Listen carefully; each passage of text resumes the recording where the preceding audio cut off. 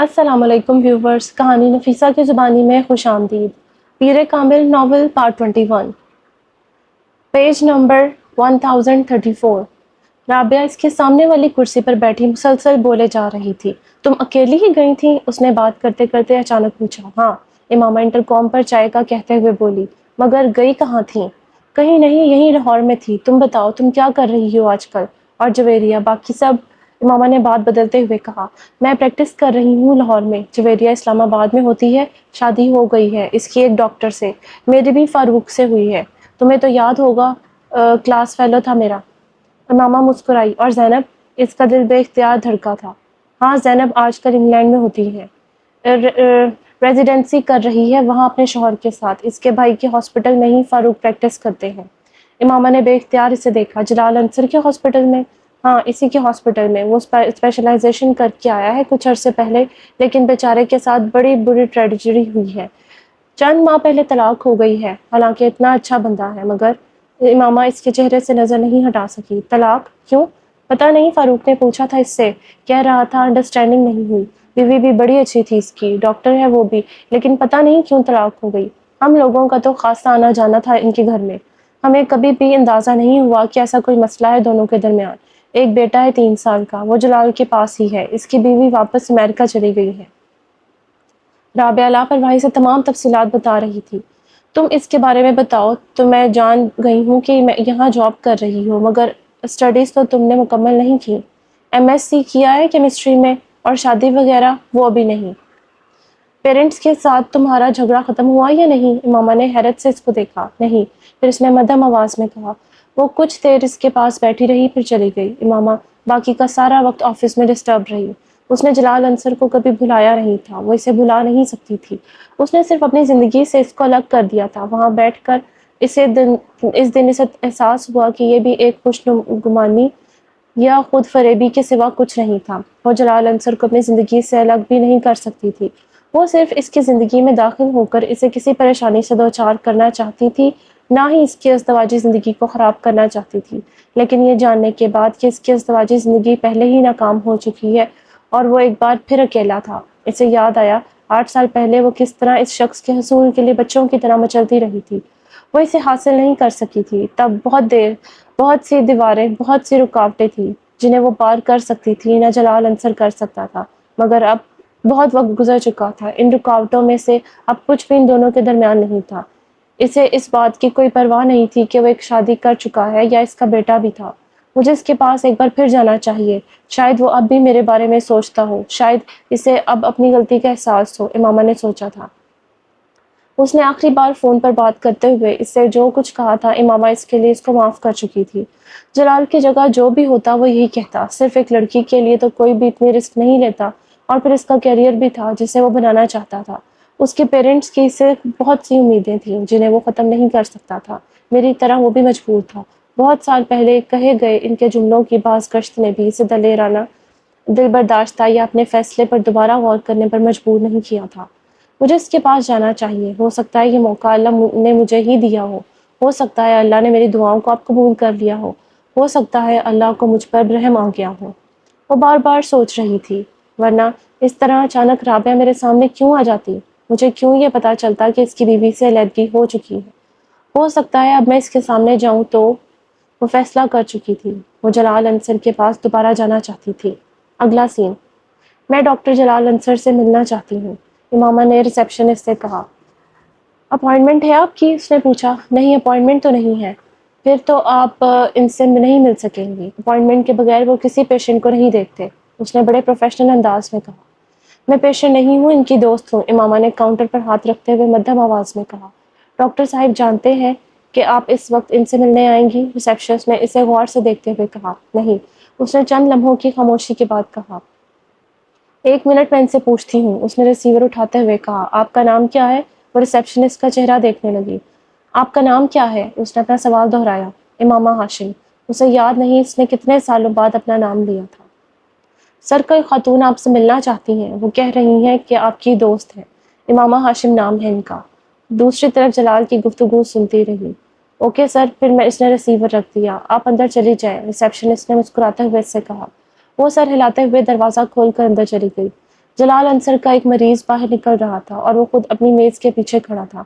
इमामा ने इसके चेहरे पर हैरत देखी थी। वो अपने धड़कते दिल की आवाज़ बाहर तक सुन सकती थी।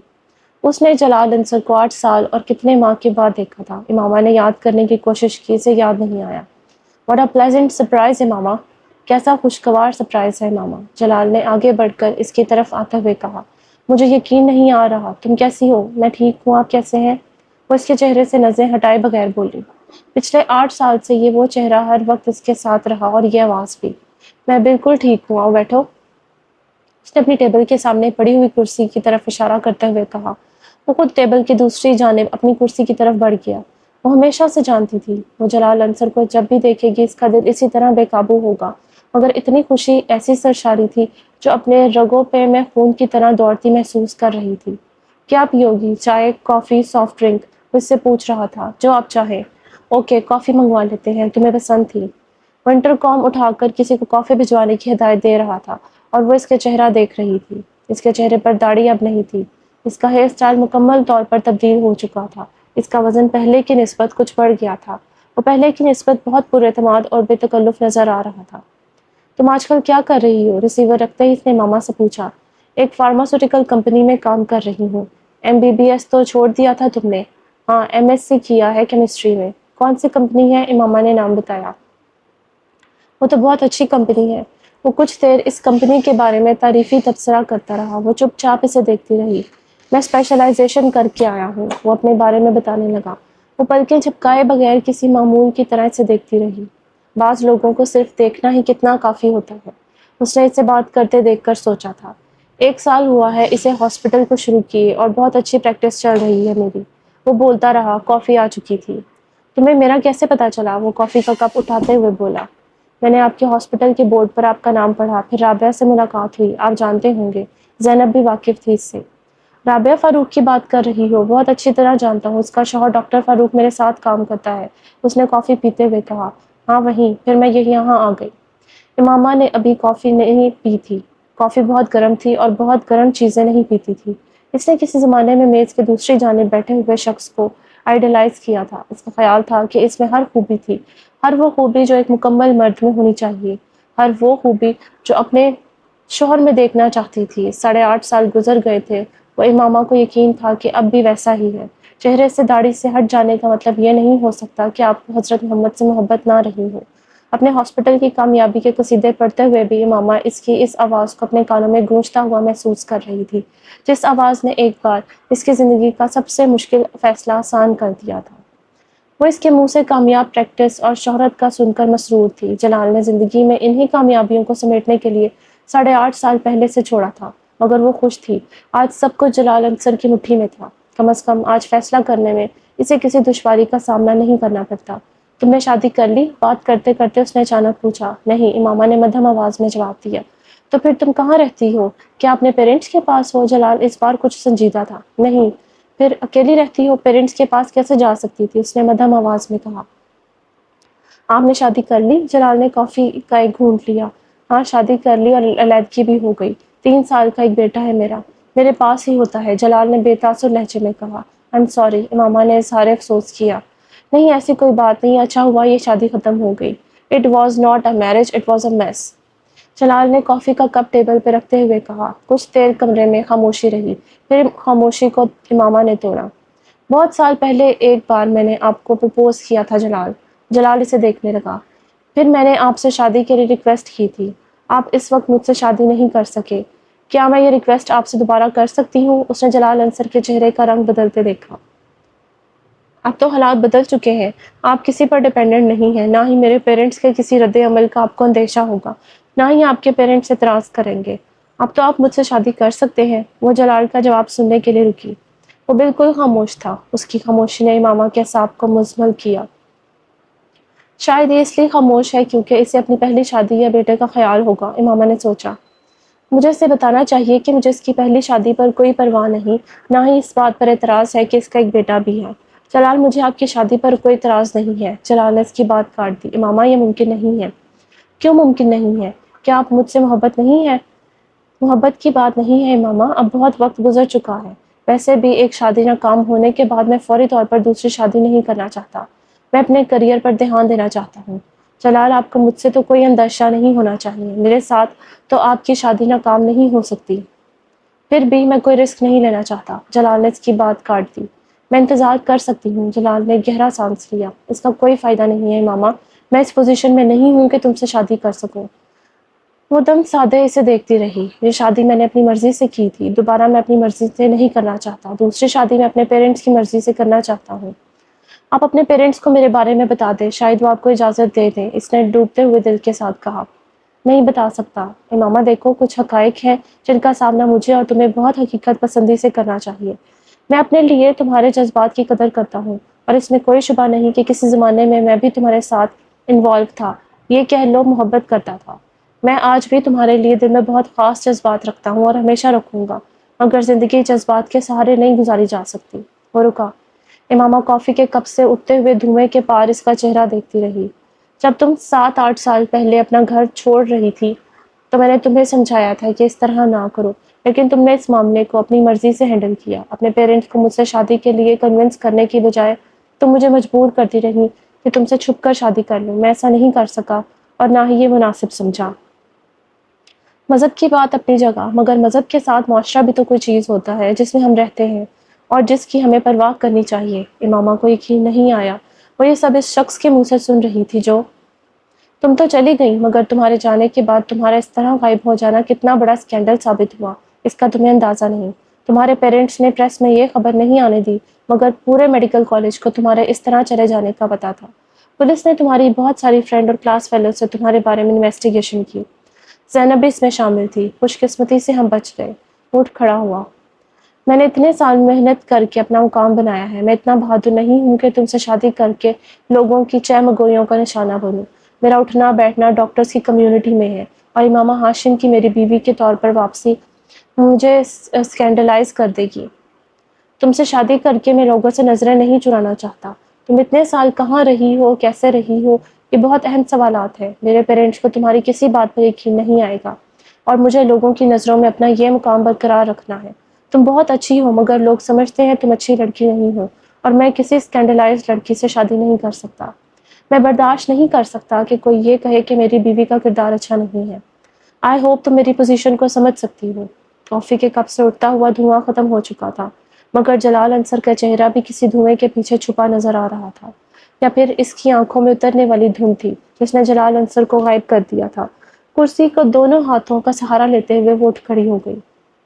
ہاں میں سمجھ سکتی ہوں، اس نے اپنے آپ کو کہتے سنا۔ خدا حافظ۔ آئی ایم سوری ماما، جلال معذرت کر رہا تھا۔ امامہ نے اسے نہیں دیکھا، وہ جیسے نیند کی حالت میں چلتے ہوئے کمرے سے باہر آ گئی۔ شام کے 7 بج چکے تھے، اندھیرا چھا چکا تھا، سڑکوں پر اسٹریٹ لائٹس اور نیون سائن بورڈز روشن تھے۔ سڑک پر بہت زیادہ ٹریفک تھی، اس پورے روڈ پر دونوں طرف ڈاکٹرز کے کلینک تھے۔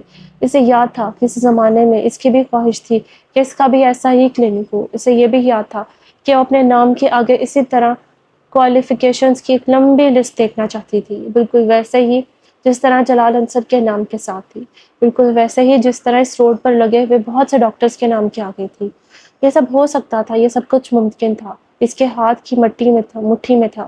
اگر وہ بہت سال پہلے اپنے گھر سے نہ نکلی ہوتی، وہ بہت دیر تک جلال کے ہاسپٹل کے باہر سڑک پر کھڑی خالی اور ذہنی کی کیفیت میں سڑک پر دوڑتی ٹریفک کو دیکھتی رہی۔ اس کی سمجھ میں نہیں آ رہا تھا کہ وہ یہاں سے کہاں جائے۔ اس نے ایک بار پھر مڑ کر ہاسپٹل کے ماتھے پر جگمگاتے الیکٹرک بورڈ پر ڈاکٹر جلال انصر کا نام دیکھا۔ تم اچھی لڑکی ہو، مگر لوگ تمہیں اچھا نہیں سمجھتے۔ اسے چند منٹ پہلے کہے ہوئے اس کے الفاظ یاد آئے۔ وہاں کھڑے سے پہلی بار پتہ چلا کہ اس نے اپنی پوری زندگی یک طرفہ محبت میں گزار دی تھی۔ جلال انصر کو اس سے کبھی محبت تھی ہی نہیں، نہ 8.5 سال پہلے تھی، نہ ہی اب۔ اس کو صرف امامہ کی ضرورت نہیں تھی، اس کے ساتھ منسلک باقی چیزوں کی بھی ضرورت تھی۔ اس کا لمبا چوڑا فیملی بیک گراؤنڈ، سوسائٹی میں اس کے خاندان کا نام اور مرتبہ، اس کے خاندان کا کانٹیکٹس، اس کے خاندان کی دولت جس کے ساتھ نتھی ہو کر وہ جمپ لگا کر راتوں رات اپر کلاس میں آ جاتا، اور وہ اس خوش فہمی میں مبتلا رہی کہ وہ صرف اس کی محبت میں مبتلا تھا۔ اس کا خیال تھا کہ وہ ایک بار پھر اس کے کردار کے حوالے سے کوئی بات نہیں کرے گا۔ وہ کم از کم یہ یقین ضرور رکھے گا کہ وہ غلط راستے پر نہیں چل سکتی، مگر وہ پھر غلط تھی۔ اس کے نزدیک وہ اسکینڈلائزڈ لڑکی تھی جس کے دماغ میں اپنی فیملی یا دوسرے لوگوں کے کچھ کہنے کے لیے اس کے پاس کچھ نہیں تھا۔ 8.5 سال پہلے گھر چھوڑتے ہوئے وہ جانتی تھی کہ لوگ اس کے بارے میں بہت کچھ کہیں گے، اپنے لیے کانٹوں بھرا راستہ، زہر اگلتی زبانیں اور طنز کرتی نظریں چن رہی تھی، مگر یہ اس نے کبھی نہیں سوچا تھا کہ ان لوگوں میں جلال انصر بھی شامل ہوگا۔ زہر اگلتی باتوں میں ایک زبان اس کی بھی ہوگی۔ وہ زندگی میں کم از کم جلال انصر کو اپنے کردار کے اچھا ہونے کے بارے میں کوئی صفائی یا وضاحت نہیں دینا چاہتی تھی۔ وہ اس کی کوئی صفائی اسے دے ہی نہیں سکتی تھی۔ اس کے لفظوں نے 8.5 سال پہلے بار اسے صحیح معنوں میں حقیقت کے تپتے ہوئے صحرا میں پھینک دیا تھا۔ وہ معاشرے کے لیے آؤٹ کاسٹ بن چکی تھی۔ تو امامہ ہاشم، یہ ہے تمہاری اوقات، ایک اسکینڈلائزڈ اور داغدار لڑکی، اور تم اپنے آپ کو کیا سمجھے بیٹھی تھی؟ وہ فٹ پاتھ پر چلنے لگی، ہر بورڈ، ہر نیون سائن کو پڑھتے ہوئے۔ وہاں لگے ہوئے بہت سے ڈاکٹرز کے ناموں سے وہ واقف تھی۔ ان میں سے کچھ اس کے کلاس فیلوز تھے، کچھ اس سے جونیئر، کچھ اس کے سینئر، اور وہ خود کہاں کھڑی تھی؟ کہیں بھی نہیں۔ تم دیکھنا امامہ، تم کسی طرح ذلیل و خوار ہوگی، تمہیں کچھ بھی نہیں ملے گا، کچھ بھی نہیں۔ اس کے کانوں میں ہاشم مبین کی آواز گونجنے لگی تھی۔ وہ اپنے گالوں پر سیال مادے کو بہتے محسوس کیا۔ آس پاس موجود روشنیاں اب اس کی آنکھوں کو اور چندیانے لگی تھیں۔ جلال انصر برا آدمی نہیں تھا، بس وہ نہیں تھا جو سمجھ کر وہ اس کی طرف گئی تھی۔ کیسا دھوکہ تھا جو اس نے کھایا تھا، جان بوجھ کر کھلی آنکھوں کے ساتھ، وہ بھی ایک مادہ پرست تھا، مکمل مادہ پرست۔ صرف اس کا یہ روپ اس نے پہلی بار دیکھا تھا اور اس کے لیے ناقابل یقین تھا۔ وہ برا آدمی نہیں تھا، اس نے اپنی اخلاقیات تھیں اور وہ اس کے ساتھ جی رہا تھا۔ امامہ ہاشم کو آج اس نے وہ اخلاقیات بتا دی تھی۔ اس نے ایسا تضحیک اور تحقیر 8 سالوں میں پہلی بار دیکھی تھی، اور وہ بھی اس شخص کے ہاتھوں جس سے وہ خوبیوں کا مجموعہ سمجھتی رہی تھی۔ اور خوبیوں کے اس مجموعوں کی نظروں میں وہ کیا تھی؟ گھر سے بھاگی ہوئی ایک سکینڈلائزڈ لڑکی۔ آنسوؤں کا ایک سیلاب تھا جو اس کی آنکھوں سے امڑ رہا تھا، اور وہ اس سب کچھ میں بہہ رہا تھا۔ سب کچھ۔ اس نے بے رحمی کے ساتھ آنکھوں کو رگڑا، اپنی چادر کے ساتھ گیلے چہرے کو خشک کرتے ہوئے ایک رکشے کو روکا اور اس میں بیٹھ گئی۔ دروازہ سعیدہ اماں نے کھولا تھا، اور سر جھکائے اس طرح اندر داخل ہوئی کہ اس کے چہرے پر ان کی نظر نہ پڑی۔ کہاں تھی تم امامہ؟ رات ہو گئی، میرا تو دل گھبرا رہا تھا۔ ساتھ والوں کے گھر جانے ہی والی تھی کہ وہ کوئی تمہارے آفس جا کر تمہارا پتہ کرے۔ سعیدہ اماں دروازہ بند کر کے تشویش کے عالم میں اس کے پیچھے آئی تھی۔ کہیں نہیں اماں، بس آفس میں کچھ کام تھا، اس لیے دیر ہو گئی۔ اس نے ان سے چند قدم آگے چلتے ہوئے پیچھے مڑے بغیر ان سے کہا، پہلے تو کبھی تمہیں آفس میں دیر نہیں ہوئی، پھر آج کیا ہو گیا کہ رات ہو گئی؟ آخر کیوں اتنی دیر رکا انہوں نے تمہیں؟ سعیدہ اماں کو ابھی تسلی نہیں ہو رہی تھی۔ اس کے بارے میں کیا کہہ سکتی ہوں، آئندہ دیر نہیں ہوگی۔ وہ اس طرح اپنے کمرے کی طرف چلتے ہوئے بولی۔ کھانا گرم کر دوں یا تھوڑی دیر بعد کھاؤ گی؟ انہوں نے اس کے پیچھے آتے ہوئے پوچھا۔ نہیں، میں کھانا نہیں کھاؤں گی، میرے سر میں درد ہو رہا ہے، میں کچھ دیر کے لیے سونا چاہتی ہوں۔ اس نے اپنے کمرے میں داخل ہوتے ہوئے کہا۔ درد کیوں ہو رہا ہے؟ کوئی دوائی دے دوں یا چائے بنا دوں؟ سعیدہ اماں کو اور تشویش لاحق ہوئی۔ اماں پلیز مجھے سونے دیں، مجھے کسی چیز کی ضرورت نہیں ہے، اگر ہوئی تو میں آپ سے کہہ دوں گی۔ اس کے سر میں واقعی درد ہو رہا تھا۔ سعیدہ اماں کو شاید اندازہ ہو گیا تھا ان کی تشویش اس وقت اسے بے آرام کر رہی ہے۔ ٹھیک ہے، تم سو جاؤ، وہ جانے کے لیے پلٹی۔ امامہ نے اپنے کمرے کی لائٹ آن نہیں کی۔ اس نے اسی طرح اندھیرے میں دروازے کو بند کر اپنے بستر پر آ کر لیٹ گئی۔ اپنا کمبل کھینچ کر اس نے سیدھا لیٹتے ہوئے اپنی آنکھوں پر بازو رکھ لیا۔ وہ اس وقت صرف سونا چاہتی تھی، وہ کچھ بھی یاد نہیں کرنا چاہتی تھی، نہ جلال انصر سے ہونے والی گفتگو، نہ کچھ اور رونا بھی نہیں چاہتی تھی۔ وہ اپنے مستقبل کے بارے میں سوچنا بھی نہیں چاہتی تھی۔ اس کی خواہش پوری ہو گئی تھی۔ اسے نیند کیسے آ گئی یہ وہ نہیں جانتی تھی، مگر وہ بہت گہری نیند سوئی تھی۔ اگلا سین۔ وہ اس سے 3 قدم آگے کھڑا تھا، اتنا قریب کہ وہ ہاتھ بڑھاتی تو اس کا کندھا چھو لیتی۔ وہاں ان دونوں کے علاوہ اور کوئی نہیں تھا۔ وہ اس کے کندھے سے اوپر خانہ کعبہ کے کھلتے ہوئے دروازے کو دیکھ رہی تھی۔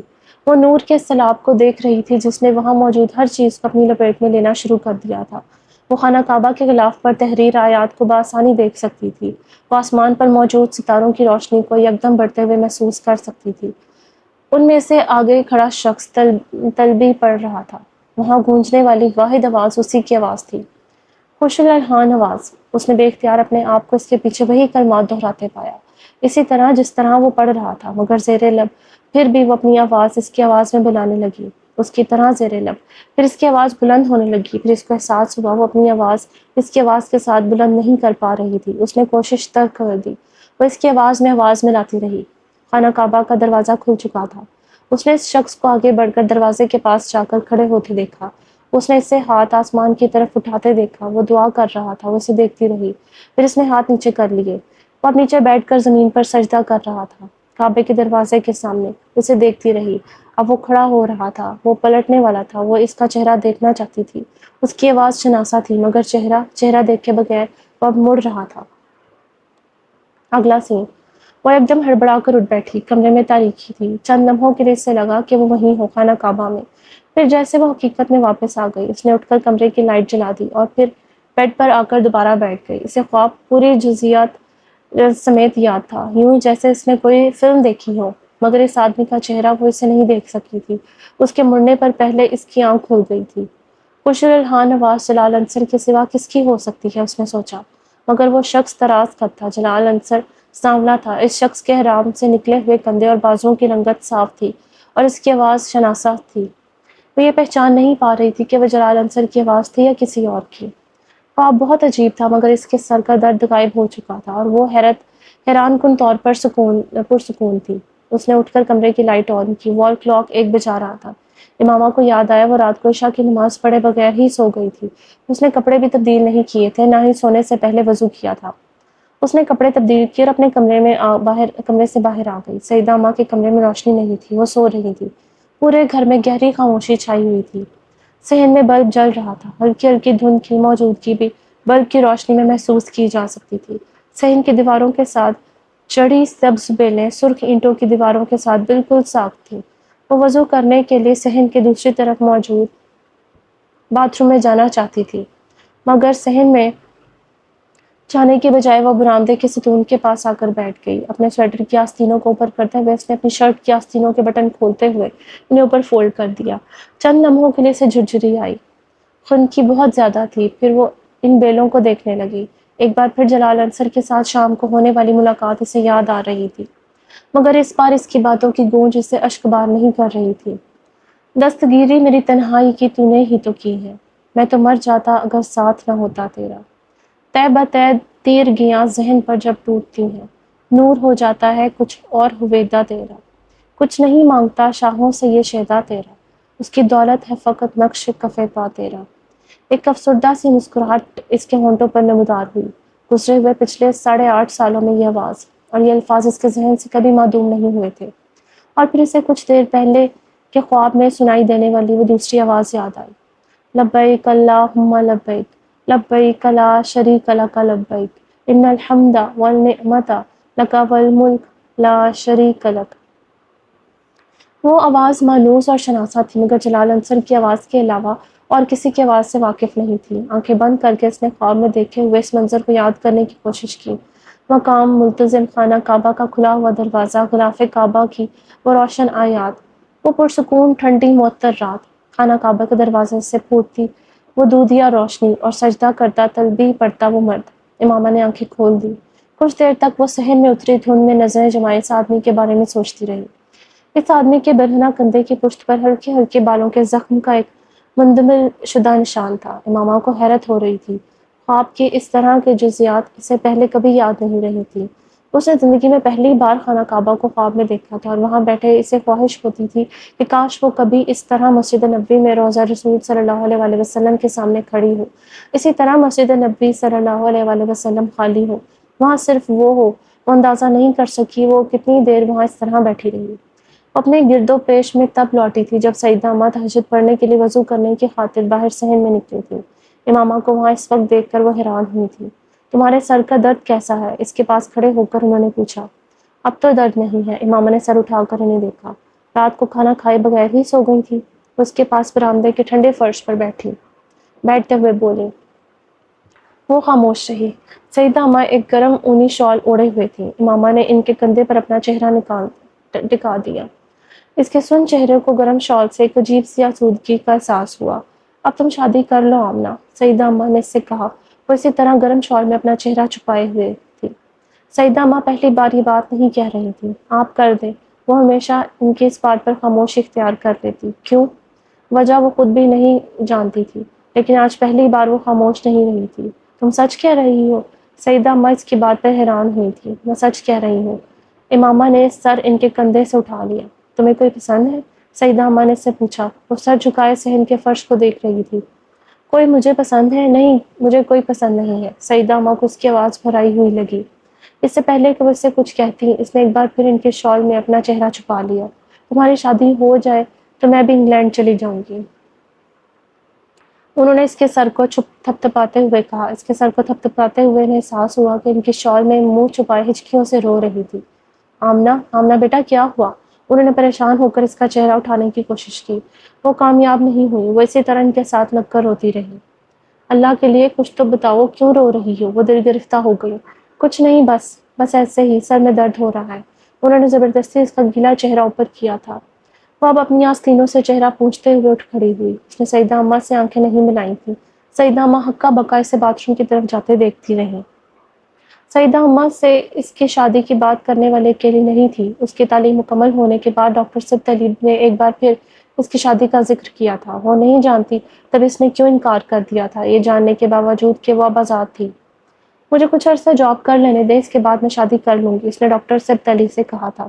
شاید پچھلے کئی سالوں سے ڈاکٹر سبطلی پر مالی طور پر ایک بوجھ بننے کا احساس تھا جس سے وہ نجات حاصل کرنا چاہتی تھی، یا پھر کہیں اس کے لاشعور میں یہ چیز تھی کہ ڈاکٹر سبطلی کو اس کی شادی پر ایک بار پھر اخراجات کرنے پڑیں گے، اور وہ یہ چاہتی تھی کہ وہ ان اخراجات کے لیے خود کچھ جمع کرنے کی کوشش کر لے۔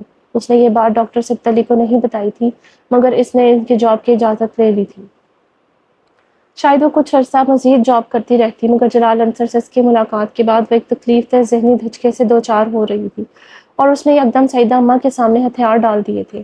وہ نہیں جانتی تھی سیدہ اماں نے ڈاکٹر سبطلی سے اس بات کا ذکر کیا یا نہیں، مگر وہ خود ان دنوں مکمل طور پر اس کے لیے رشتے کی تلاش میں سرگرداں تھی، اور اس کوشش کا نتیجہ فہد کی صورت میں نکلا تھا۔ فہد ایک کمپنی میں اچھے عہدے پر کام کر رہا تھا، اس کی شہرت میں بھی بہت اچھی تھی۔ فہد کے گھر والے اسے پہلی بار ہی دیکھ کر پسند کر گئے تھے، اور اس کے بعد سیدہ اماں نے ڈاکٹر سبطلی سے اس کے رشتے کی بات کی۔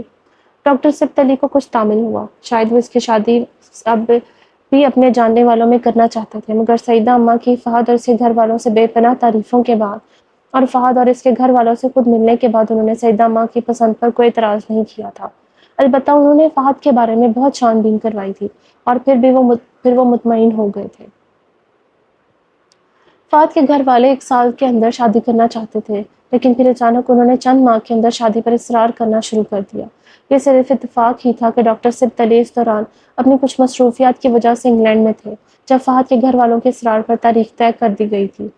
سیدہ اماں فون پر ان سے مشورہ کرتی رہی تھی، اور ڈاکٹر سبطلی نے انتظار کرنے کے لیے کہا تھا۔ وہ فوری طور پر وہاں نہیں آ سکتے تھے، البتہ انہوں نے کلثوم آنٹی کو واپس پاکستان بھجوا دیا تھا۔ اس کی شادی کی تیاری کلثوم آنٹی اور مریم نہیں کی تھی، جو راولپنڈی سے کچھ ہفتوں کے لیے اپنے سسرال لاہور آ گئی تھی۔ ڈاکٹر سبطلی نے اس کی شادی کی تاریخ طے ہو جانے کے بعد فون پر اس سے طویل گفتگو کی تھی۔ ان کی تینوں بیٹیوں کی شادی اس انہوں نے اپنے خاندان میں ہی ہوئی تھی، اور ان کے سسرال میں سے کسی نے بھی جہیز نہیں لیا تھا، مگر ڈاکٹر سبطلی نے تینوں بیٹیوں کے جہیز کے لیے مخصوص کی جانے والی رقم انہیں تحفتاً دے دی تھی۔ 8.5 سال پہلے جب آپ میرے گھر آئی تھی اور میں نے آپ کو اپنی بیٹی کہا تھا، تو میں نے آپ کے لیے بھی کچھ رقم رکھی تھی۔ وہ رقم آپ کی امانت ہے، آپ اسے ویسے لیں یا پھر میں مریم اور کلثوم سے کہہ دوں کہ وہ آپ کے جہیز کی تیاری اس سے خرچ کریں۔ سعیدہ آپا کی خواہش تھی کہ شادی ان کے گھر پر ہی ہو، ورنہ میں چاہتا تھا کہ یہ شادی میرے گھر پر ہو، آپ کے گھر پر، انہوں نے اس سے کہا تھا۔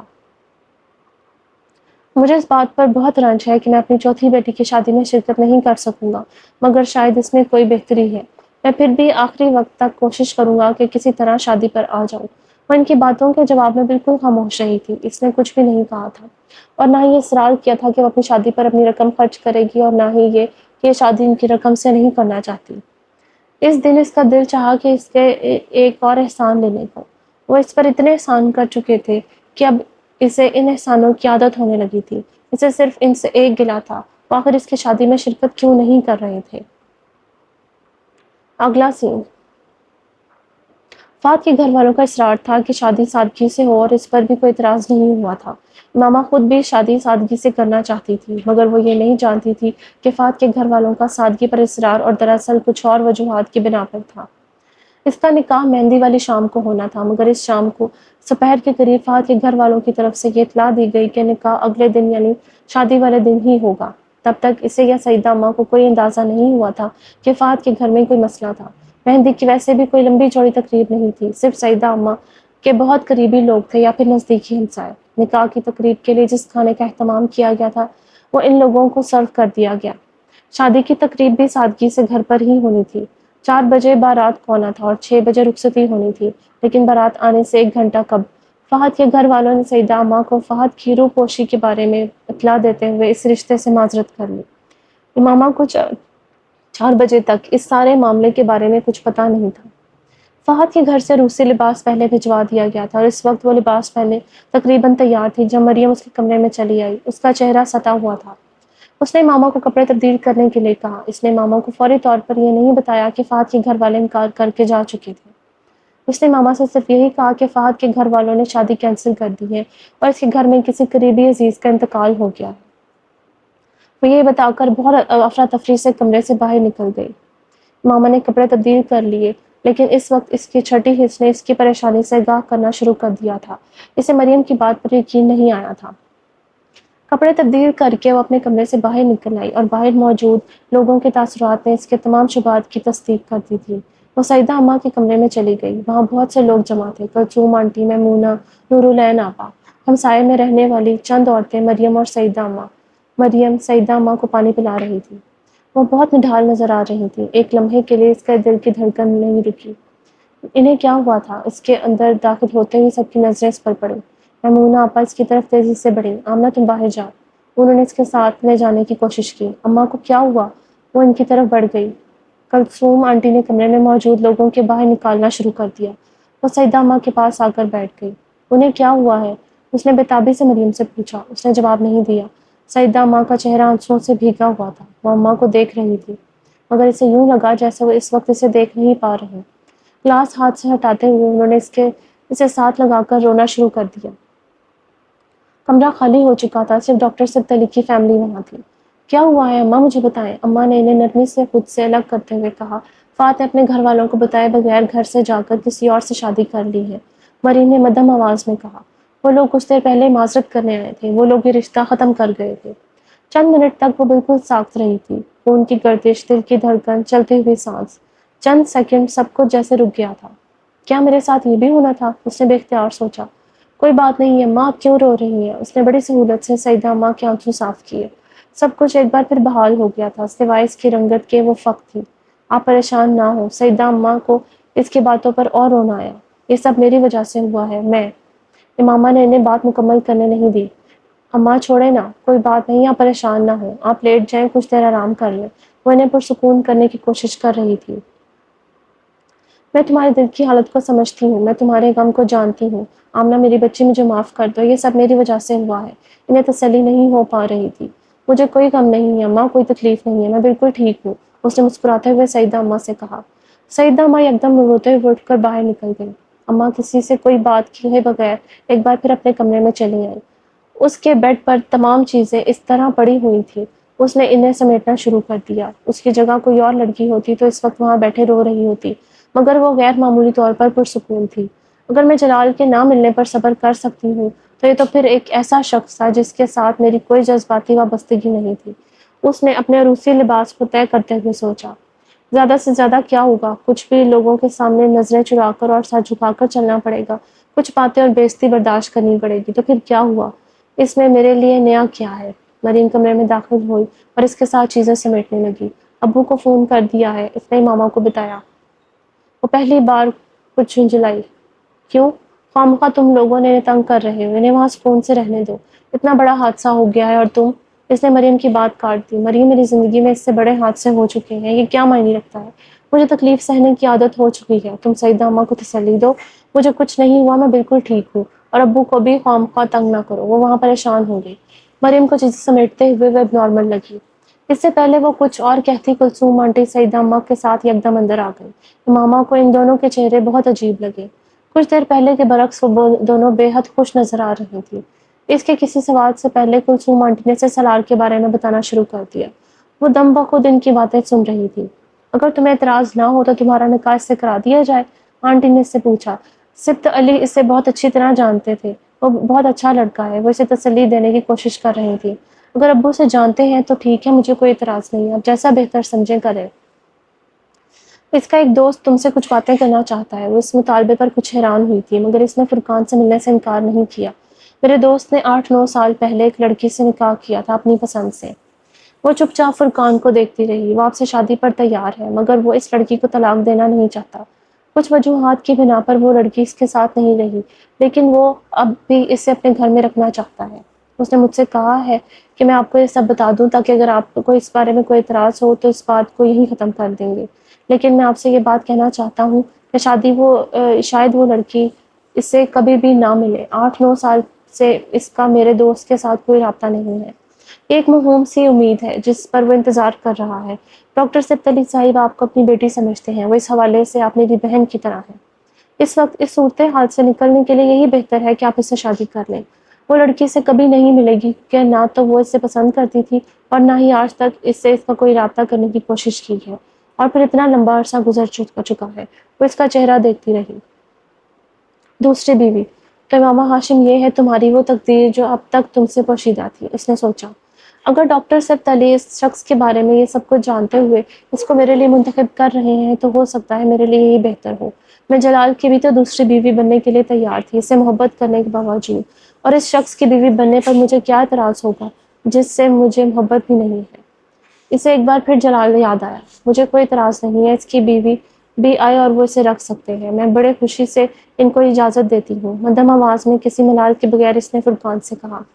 15 منٹ بعد اسے پہلا شوق اس وقت لگا جب نکاح ہوا نے اس کے سامنے سالار سکندر کا نام لیا۔ سالار سکندر ولد سکندر عثمان۔ اسے نکاح ہوا کے منہ سے نکلنے والے لفظوں سے جیسے کرنٹ لگا تھا۔ وہ نام ایسے نہیں تھے جو ہر شخص کے ہوتے۔ سالار سکندر، سکندر عثمان، اور پھر اس ترتیب میں کیا یہ شخص زندہ ہے؟ اس کے سر پر جیسے آسمان آ گرا تھا۔ اس کے چہرے پر چادر کا گھونگھٹ نہ ہوتا تو اس وقت اس کے چہرے کے تاثرات نے سب کو پریشان کر دیا ہوتا۔ نکاح ہوا اپنے کلمات دوبارہ دہرا رہا تھا۔ امامہ کا ذہن معوف اور دل ڈوب رہا تھا۔ اگر یہ شخص زندہ تھا تو میں تو اب تک اس کے نکاح میں ہوں۔ میرے خدا، یہ سب کیا ہو رہا ہے؟ ڈاکٹر صبت علی سے کیسے جانتے ہیں؟ اس کے ذہن میں ایک فشار برپا تھا۔ آمنہ بیٹا، ہاں کہو۔ سیدہ اماں نے اس کے کندھے پر اپنا ہاتھ رکھا۔ سالار سکندر جیسے شخص کے لیے ہاں، اس کا دل کسی نے اپنی مٹھی میں لے کر بھینچا۔ وہ ہاں کے علاوہ اس وقت کچھ اور کہہ نہیں سکتی تھی۔ خوف اور شوق کے عالم میں اس نے کاغذات پر دستخط کیے۔ کاش کوئی معجزہ ہو، یہ وہ سالار سکندر نہ ہو، یہ سب ایک اتفاق ہو۔ اس نے اللہ سے دعا کی تھی۔ ان سب لوگوں کے کمرے سے چلے جانے کے بعد مریم نے اس کے چہرے سے چادر ہٹا دی۔ اس کے چہرے کا رنگ بالکل سفید ہو چکا تھا۔ کیا ہوا؟ مریم کی تشویش میں اضافہ ہو گیا۔ وہ سمجھ نہیں سکی وہ اس سے کیا کہہ رہی تھی۔ اس کا ذہن کہیں اور تھا۔ Maryam, just do me a favour. اس نے مریم کا ہاتھ پکڑ لیا۔ میں نے نکاح کر لیا ہے مگر میں آج رخصتی نہیں چاہتی۔ تم سیدہ اماں سے کہو میں ابھی رخصتی نہیں چاہتی۔ اس کے لہجے میں کچھ نہ کچھ اور ایسا ضرور تھا کہ مریم اٹھ کر باہر نکل گئی۔ وہ بہت جلد ہی واپس آ گئے۔ امامہ رخصتی نہیں ہو رہی ہے، سالار بھی رخصتی نہیں چاہتا۔ امامہ کے ہاتھوں کی کپکپاہٹ کچھ کم ہو گئی۔ ابو کو فون آنے والا ہے تمہارے لیے، وہ تم سے کچھ بات کرنا چاہتے ہیں۔ اس نے امامہ کو مزید اطلاع دی۔ وہ فون سننے کے لیے دوسرے کمرے میں آ گئی۔ انہوں نے کچھ دیر بعد اسے فون کیا تھا۔ وہ اسے مبارکباد دے رہے تھے۔ امامہ کا دل رونے کا چاہا۔ سالار بہت اچھا انسان ہے، وہ کہہ رہے تھے۔ میری خواہش ہے کہ آپ کی شادی اس سے ہو مگر چونکہ آپ سیدہ آپا کے پاس رہ رہی تھی اس لیے ان کی خواہش ہے کہ انتخاب کا مقدم سمجھا۔ وہ سانس لینے تک کے قابل نہیں رہی تھی۔ مجھے علم نہیں تھا کہ سالار نے اس سے پہلے کبھی شادی کی تھی مگر تھوڑی دیر پہلے فرقان نے مجھے اس کے بارے میں بتایا ہے۔ وہ صرف ضرورتاً کیا جانے والا کوئی نکاح تھا۔ فرقان نے مجھے تسلی نہیں بتائی اور میں سمجھتا ہوں کہ اس کی ضرورت بھی نہیں۔ میرے جاننے والوں میں سالار سے اچھا کوئی شخص ہوتا تو اس کے نکاح کے بارے میں جان لینے کے بعد میں آپ کی شادی سالار سے کرنے کی بجائے کہیں اور کر دیتا، لیکن میرے ذہن میں سالار کے علاوہ اور کوئی آیا ہی نہیں۔ آپ خاموش کیوں ہیں آمنہ؟ انہیں بات کرتے کرتے اس کا خیال آیا، ابو آپ واپس کب آئیں گے؟ میں ایک ہفتے تک آ رہا ہوں، ڈاکٹر صبت علی نے کہا۔ مجھے آپ سے بہت ساری باتیں کرنی ہیں، مجھے آپ کو بہت کچھ بتانا ہے۔ آپ خوش نہیں ہیں؟ ڈاکٹر صبت علی کے اس لہجے نے پریشان کیا۔ آپ پاکستان آ جائیں پھر میں آپ سے بات کروں گی، اس نے حتمی لہجے میں کہا۔ وہ رات کو سونے سے پہلے وضو کے لیے باتھ روم میں گئی۔ وضو کر کے واپس آتے ہوئے اپنے کمرے میں جانے کی بجائے وہ صحن میں برآمدے کی سیڑھیوں پر بیٹھ گئی۔ گھر میں اس وقت کوئی مہمان نہیں تھا۔ وہ اور سیدہ اماں ہمیشہ کی طرح تنہا تھے۔ سیدہ اماں تھکاوٹ کی وجہ سے بہت جلد سو گئی تھیں۔ وہ ملازمہ کے ساتھ گھر میں موجود کام نپٹاتی رہی۔ 10:30 بجے کے قریب ملازمہ بھی اپنا کام ختم کر کے سونے کے لیے چلی گئی۔ وہ شادی کے کاموں کی وجہ سے پچھلے کچھ دنوں سے وہیں رہ رہی تھی۔ امامہ کچن اور اپنے کمرے کے بہت سے چھوٹے چھوٹے کام نپٹاتی رہی۔ وہ جس وقت ان سب کاموں سے فارغ ہوئی اس وقت رات کے 12:30 بج رہے تھے۔ وہ بہت تھک چکی تھی مگر سونے سے پہلے وضو کرنے کے بعد صحن سے گزرتے ہوئے یکدم ہی اس کا دل اپنے کمرے میں جانے کو نہیں چاہا۔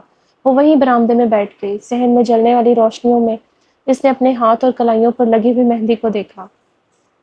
مہندی بہت اچھی رچی تھی، اس کے ہاتھ کونیوں تک سرخ بیل بوٹوں سے بھرے ہوئے تھے۔ اس نے کل بہت سالوں کے بعد پہلی بار بڑے شوق سے مہندی لگوائی تھی۔ اسے مہندی بہت پسند تھی۔ تہواروں کے علاوہ بھی وہ اکثر اپنے ہاتھوں پر مہندی لگایا کرتی تھی، مگر 8.5 سال پہلے اگر اپنے گھر سے نکل آنے کے بعد اس نے کبھی مہندی نہیں لگائی تھی۔ غیر محسوس طور پر ان تمام چیزوں سے اس کی دلچسپی ختم ہو گئی تھی، مگر 8.5 سال کے بعد پہلی بار اس نے بڑے شوق سے اپنے ہاتھوں پر نقش و نگار بنوائے تھے، نہ صرف ہاتھوں پر بلکہ پیروں پر بھی۔ وہ اپنے پیروں کو دیکھنے لگی۔ شال کو اپنے گرد لپیٹتے ہوئے اس نے اپنے ہاتھوں اور بازوؤں کو اس کے نیچے چھپا لیا۔ اسجد سے جلال، جلال سے فہد اور فہد سے سلار۔ ایک شخص کو میں نے رد کیا، دو نے مجھے رد کیا اور چوتھا شخص جو میری زندگی میں شامل ہوا وہ سب سے بدترین ہے، سالار سکندر۔ اس کے اندر دھواں سا بھر گیا۔ وہ اپنے اس حلیے کے ساتھ اس کے سامنے تھا۔ کھلا گریبان، گلے میں لٹکتی زنجیریں، ہیئر بینڈ میں بندھے بال، چبھتی ہوئی تضحیک آمیز نظریں، دائیں گال پر مذاق اڑاتی مسکراہٹ کے ساتھ پڑنے والے ڈمپل، کلائیوں میں لٹکتے بینڈز اور بریسلیٹ، عورتوں کی تصویروں والی تنگ جینز۔ وہ جیسے اس کی زندگی کے سب سے خوبصورت خوابوں کی سب سے بھیانک تعبیر بن کر سامنے آیا تھا۔ اس کے دل میں سالار سکندر کے لیے ذرہ برابر عزت نہ تھی۔ میں نے زندگی میں بہت سی غلطیاں کی تھیں مگر میں اتنی بری تو نہیں تھی کہ تمہارے جیسا برا مرد میری زندگی میں آئے، اس نے کئی سال پہلے فون پر اس سے کہا تھا۔ شاید اس لیے جلال نے بھی تم سے شادی نہیں کی کیونکہ نیک مردوں کے لیے نیک عورتیں ہوتی ہیں، تمہارے جیسی نہیں۔ سلار نے جواباً کہا تھا۔ امامہ نے اپنے ہونٹ بھینچ لیے۔ چاہے کچھ ہو جائے سلار، میں تمہارے ساتھ نہیں رہوں گی، تم واقعی مر جاتے تو زیادہ اچھا تھا، وہ بڑبڑائی تھی۔ اس وقت ایک لمحے کے لیے بھی اسے خیال نہیں آیا تھا کہ سلار نے کبھی اس پر کوئی احسان کیا تھا۔ اگلا سین۔ ڈاکٹر سبت علی جس رات پاکستان واپس آئے تھے، اس رات امامہ ان کے گھر پر ہی تھی، مگر رات کو اس نے ان کے سالار کے بارے میں کوئی بات نہیں کی۔ مریم ابھی لاہور میں ہی تھی، اس لیے وہ سب آپس میں خوش خبریوں میں مصروف رہے۔ اگلے دن صبح بھی وہ اسی طرح اکٹھے بیٹھے باتیں کرتے رہے۔ وہ امامہ کو ان تحائف کے بارے میں بتاتے رہے جو وہ انگلینڈ سے امامہ اور سالار کے لیے لے کر آئے تھے۔ امامہ خاموشی سے سنتی رہی۔ سالار بھائی کو تو آج افطار پر بلائیں، یہ مریم کی تجویز تھی۔ ڈاکٹر سبت علی نے مریم کے کہنے پر سالار کو فون کیا۔ امامہ تب بھی خاموش رہی۔ وہ دوپہر کی نماز پڑھنے کے لیے باہر جانے لگے تو امامہ ان کے ساتھ باہر پورچ تک آ گئی۔ ابو مجھے آپ سے بات کرنی ہے، اس نے دھیرے سے کہا۔ ابھی؟ ڈاکٹر سبت علی نے حیرانی سے کہا۔ نہیں، آپ نماز پڑھ آئیں پھر واپسی پر